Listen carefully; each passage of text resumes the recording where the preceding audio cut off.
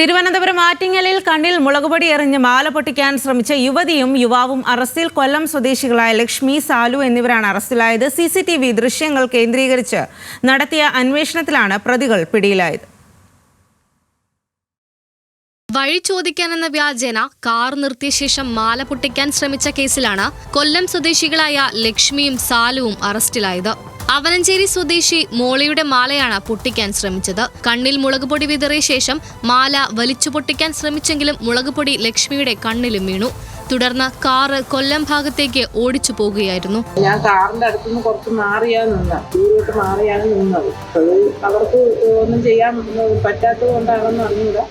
മുളകുപൊടി എൻ്റെ കണ്ണിൽ അതിലിരുന്ന പെങ്കൊച്ച് മുളകുപൊടി എടുത്ത് കണ്ണിൽ എറിഞ്ഞു കയറുന്ന അപ്പം തന്നെ അവർ വണ്ടിയെടുത്ത് പോവുകയും ചെയ്തു. പരാതിയുടെ അടിസ്ഥാനത്തിൽ CCTV ദൃശ്യങ്ങൾ കേന്ദ്രീകരിച്ച് പോലീസ് നടത്തിയ പരിശോധനയിലാണ് പ്രതികൾ പിടിയിലായത്.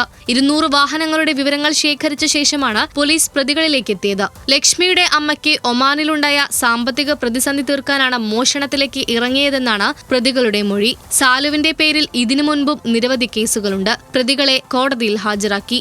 ന്യൂസ് മലയാളം, തിരുവനന്തപുരം.